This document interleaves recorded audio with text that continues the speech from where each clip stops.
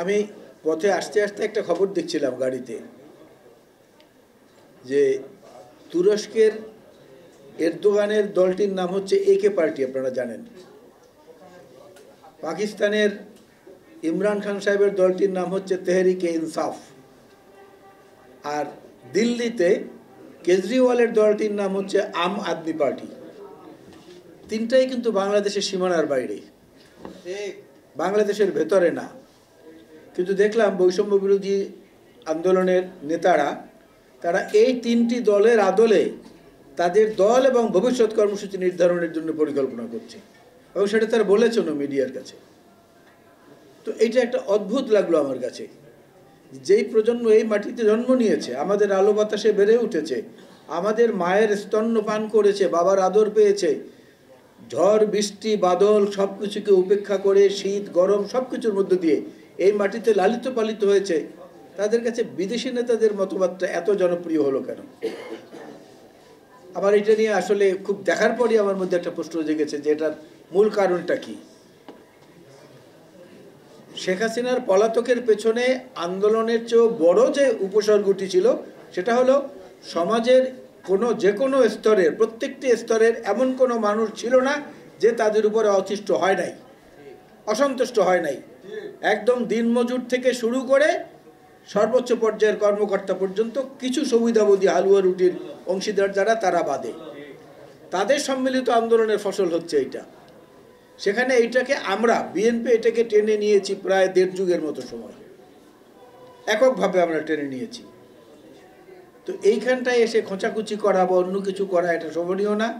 আর এত নেতা বাংলাদেশে আছে, যারা আছেন শেরে বাংলা একে ফজলুল হক, মৌলানা আব্দুল হামিদ খান ভাসানী, হোসেন শহীদ সরওয়ার্দী, শেখ মুজিবুর রহমান, আমাদের প্রিয় নেতা যারা জিয়াউর রহমান বীরুত্তম, আরও অনেক নেতার উদাহরণ দেওয়া হয়। এদেরকে বাদ দিয়ে আম আদমি পার্টির কেজরিওয়াল কিংবা একে পার্টির এরদোগান কিংবা পাকিস্তানের ইমরান খান, এদেরকে পছন্দের কারণটা জাতির সামনে খুব তাড়াতাড়ি পরিষ্কার করলে আমার মনে হয় ভালো হয়, না হলে এই প্রজন্ম বিভ্রান্ত হবে।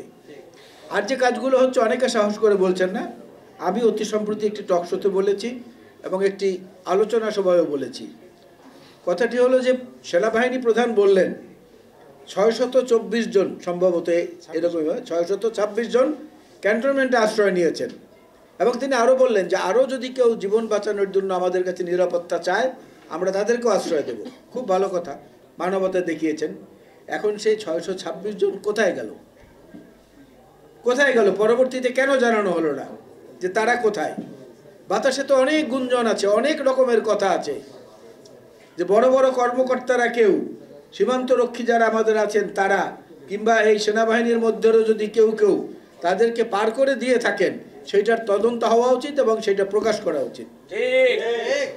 কারণ যারা মানুষের রক্ত শোষণ করে এই দেশটাকে নিঃস্ব করে দিয়েছে, অর্থনৈতিকভাবে, সামাজিকভাবে, মূল্যবোধগতভাবে, তাদের তো বিচার না করে কোনো উপায় নেই। বিচার করতেই হবে, না করলে সেটা জাতির সঙ্গে প্রতারণা এবং বেইমানি করা হবে। আমরা সেই প্রশ্নটা জানতে চাই। মানুষের মনের মধ্যে ক্ষোভের সবচেয়ে প্রাথমিক পর্বটা ছিল জিনিসপত্রের দাম কিছুতেই কমে না। ঘুম থেকে ওঠার পর বাজারে রওনা করলে বাজারে গিয়ে দেখা গেল গতকালকের ২০ টাকার সবজি আজকে ৪০ টাকা হয়ে গেছে, গতকালকের ২০০ টাকার মাছ আজকে ৫০০ টাকা হয়ে গেছে। মানুষ অতিষ্ঠ ছিল। আজকেও যদি সেই অবস্থা বিরাজমান থাকে, তাহলে সবার সমর্থিত সরকারের সফলতাটা কোথায়? সেটা জনগণের কাছে বলতে হবে না? গণতন্ত্রের অর্থটা কি? গণতন্ত্রের অর্থটা হচ্ছে আপনার সর্বোচ্চ জবাবদিহিতাটা, এবং এই সর্বোচ্চ জবাবদিহিতাটা একমাত্র রাজনীতিবিদ বাদে আর কারো নাই। ব্যাকরণগতভাবে চিন্তা করে দেখেন, একজন সচিবকে আপনি জিজ্ঞেস করলে সে বলবে যে আমি ফাইলে যেভাবে পেয়েছি সই করে দিয়েছি। একজন পুলিশ কর্মকর্তাকে বলবেন উপর থেকে নির্দেশ ছিল, আমি সেইটাই ডিটো করেছি। একজন সেনাবাহিনীর কর্মকর্তাকে বলবেন যে আমার হেডকোয়ার্টার থেকে আমার উপরের বস যেটা বলেছেন আমি সেইটা করেছি। একমাত্র রাজনৈতিক নেতৃবৃন্দের কাছে গিয়ে আপনি দাঁড়িয়ে জিজ্ঞেস করতে পারেন যে এমপি সাহেব বা নেতা, কি হলো, আমি এটা পেলাম না কেন? এই যে জবাবদিহিতাটা এবং মানুষের সঙ্গে সরাসরি প্রত্যক্ষ যোগাযোগ, এটা কিন্তু সমাজের আর কোনো পেশার মানুষের নাই, কোনো পেশার মানুষের নাই।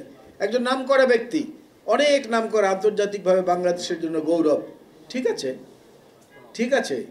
তো দেবতারাও তো মানুষের কাছে অনেক পূজনীয়, তাদেরকেও তো ফুল দেওয়া হয়, প্রসাদ দেওয়া হয়, কিন্তু দেবতাকে হাতে ধরে কেউ কি কিছু দিয়ে দিচ্ছেন আজ পর্যন্ত? আজকে থেকে নাকি আবার কি জাতীয় ঐক্য কমিশন গঠন হয়েছে, তাদের সঙ্গে রাজনৈতিক দলগুলোর আলোচনা আজকে থেকে, বিএনপিও সম্ভবত যাবে আজকে বিকেল থেকে। এখন জাতীয় ঐক্যের জন্য একটা কমিশন গঠন করতে হয়। আমরা এই জিনিসগুলো আসলে বুঝি না।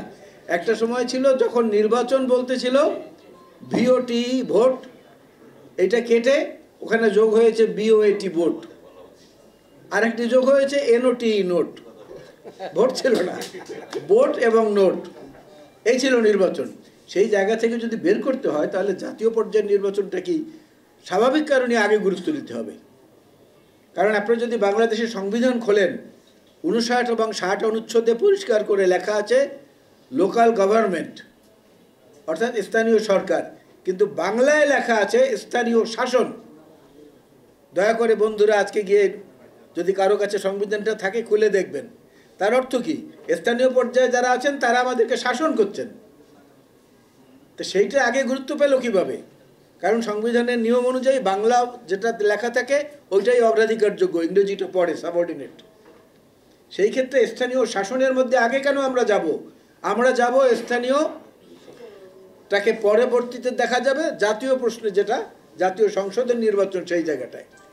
কারণ সংসদ হচ্ছে এমন একটা জায়গা যেখানে গণতন্ত্রের মূল যে সৌন্দর্য, ভিন্ন মত, একমত, দ্বিমত, সহমত সব মিলিয়ে একটা ফুলের বাগান, সেই জায়গাটা দিয়ে গুরুত্ব না দিয়ে অন্যদিকে কেন দেওয়া হচ্ছে আমি জানি না। আপনাদের মনে আছে এরশাদ বিরোধী আন্দোলনের সময় এখানে দুদুভাই এবং রেজাউদ্দৌলা ভাই আছেন, অ্যাডভোকেট সালাম আছেন, আপনাদেরও মনে থাকার কথা, ঢাকার দেয়ালে দেয়ালে একটা শব্দ, একটা বাক্য লেখা ছিল, বড় কষ্টে আছি আইজউদ্দিন। মনে আছে না আপনাদের? বড় কষ্টে আছি আইজউদ্দিন, ঠিক এইভাবে সরেয়া রস্যই বর্গজ আইজউদ্দিন।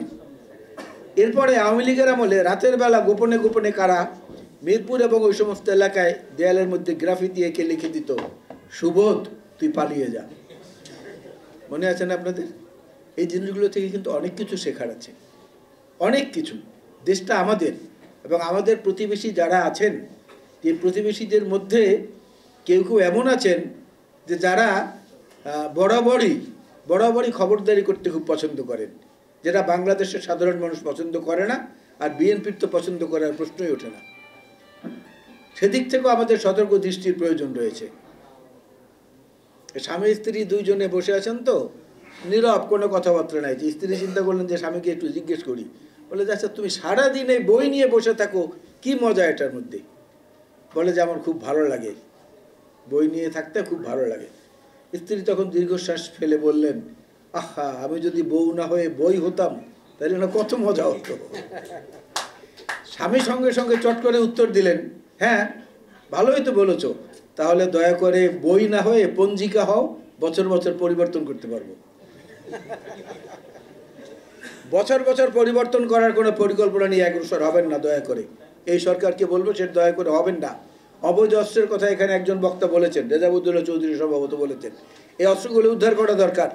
এবং এখনও কারা কারা, আমি ওই দিন টকশোতে প্রেস সচিবকে বলেছি, ডক্টর ইউনূস সাহেবের প্রেস সচিবকে বলেছি যে বড় বড় কথা না বলে বড় বড় কিছু কাজ করে দেখান, কিছু কাজ করে দেখান, যে কাজগুলো মানুষের মনের মধ্যে এখন পর্যন্ত হাহাকার অবস্থায় বিরাজ করছে। এই অস্ত্রগুলো উদ্ধার করেন, দ্রব্যমূল্যের সিন্ডিকেটটাকে থামান। সিটি গ্রুপ, বসুন্ধরা গ্রুপ, মেঘনা গ্রুপ, কাজী ফার্মস, এদের যারা আছে এদেরকে নিয়ে সরকার বসে না কেন? কেন বসে না? আকিজ গ্রুপ থেকে উপদেষ্টা নিয়েছেন, তাকে দায়িত্ব দেন যে বাজারে যদি দ্রব্যমূল্য বাড়ে তোমার উপদেষ্টা নেই, তুমি ব্যর্থ, অথবা বুঝতে হবে এই সিন্ডিকেটের সঙ্গে ওই উপদেষ্টা জড়িত। ঠিক, যদি কেউ এই অভিযোগ করে সেটা কি ইচ্ছা করলেই খণ্ডানো যাবে? মানুষ দ্রব্যমূল্যের চাপে অতিষ্ঠ হয়ে গেছে, সামনে রমজান আসছে, কি যে হবে মানুষের মধ্যে একটা হাহাকার অবস্থা, বিশ্বাস করেন। প্রত্যেকটি জিনিসের দাম বাড়ছে, সয়াবিন বাজার থেকে অদৃশ্য হয়ে যাচ্ছে। আমি জেনে শুনে বলেছিলাম যে সয়াবিনের প্রাইস সারা পৃথিবীতে কমেছে, ডক্টর ইউনূস সাহেবের প্রেস সচিব আমার সঙ্গে বললেন যে না, প্রাইস বেড়েছে। এখন যেহেতু তখন আমার হাতে দলিল ছিল না, আমি দেখাতে পারিনি, কিন্তু খোঁজ নিয়ে দেখেন সয়াবিনের দাম আন্তর্জাতিক বাজারে কমেছে, অথচ এখানে সয়াবিন গায়েব হয়ে গেছে। মানে রোজার 1-2 দিন আগে থেকে আবার দেখা যাবে যে এটা বাজারে এসেছে এবং এটার মূল্য অনেক বেড়েছে। তাহলে বাণিজ্য উপদেষ্টা হিসাবে যাকে আমরা নিলাম, যিনি একটা বড় কর্পোরেট হাউসের মালিক, লাভ হলো কি লাভ হলো? এনজিও করা আর জাতীয় সরকার পরিচালনা করা এক জিনিস না। এনজিও অনেকেই পরিচালনা করতে পারে। দেশ পরিচালনা করার জন্য যাদের অভিজ্ঞতা আছে তাদের সঙ্গে যোগাযোগ, তাদের কাছ থেকে পরামর্শ নেওয়া এবং তাদের সদিচ্ছাটাকে বাস্তবায়ন করা, এই জিনিসগুলোর দিকে আমাদের তাকাতে হবে এবং সেটা এই সরকার যত তাড়াতাড়ি গ্রহণ করবেন তত সবার জন্য ভালো হবে। আর এই গণতান্ত্রিক জাগ্রত বাংলাদেশকে আমি বলবো, আপনারা এই ধরনের আলোচনা অনুষ্ঠানের আরও বেশি বেশি আয়োজন করেন, ভিন্ন মতের মানুষদেরকেও নিয়ে আসেন, শোনেন তারা কি বলে, সেটাও শুনেন, শুনে আপনারা একটা উপসংহারের দিকে যান। যেই 31 দফা বিএনপির পক্ষ থেকে দেওয়া হয়েছে, আমাদের ভারপ্রাপ্ত চেয়ারম্যান এবং আমাদের দলের চেয়ারপারসন বেগম খালেদা জিয়া এটাকে দিয়েছেন 2016 সনে। আজকে 9 বছর তিনি 2030 ভিশন দিয়েছিলেন। সেইটার পরিমার্জিত রূপ হচ্ছে 27 দফা বিএনপির পক্ষ থেকে। সেই 27 দফাকে ক্রমাগতভাবে বিভিন্ন রাজনৈতিক দলগুলোর সঙ্গে যারা আন্দোলনে ছিল, হাসিনা বিরোধী আন্দোলনে, তাদের সঙ্গে পরামর্শ করে আমরা 31 দফায় নিয়ে এসেছি। এবং মজার ব্যাপার হলো ওই 31 দফার নিচে একটা কনক্লুসিভ সেন্টেন্স আছে যেখানে বলা আছে যে আরও যদি এর চেয়েও বা ভালো যদি আরও কোনো পরামর্শ থাকে আপনারা দেন, আমরা গ্রহণ করব। তো বিএনপির কাছে আর কি চান? উদারতার সমস্ত দরজাগুলো আমরা খুলে দিয়েছি, হাজারো দরজা আমরা খুলে দিয়েছি। এইটাকে যদি কেউ দুর্বলতা মনে করেন তাহলে ভুল করবেন। কিন্তু জনগণের অধিকার আদায়ের লক্ষ্যে বিএনপি ছিল অতীতে, বর্তমানে আছে, ভবিষ্যতেও থাকবে। আপনাদের সবাইকে ধন্যবাদ। আল্লাহ হাফেজ। বাংলাদেশ জিন্দাবাদ। বাংলাদেশ জাতীয়তাবাদী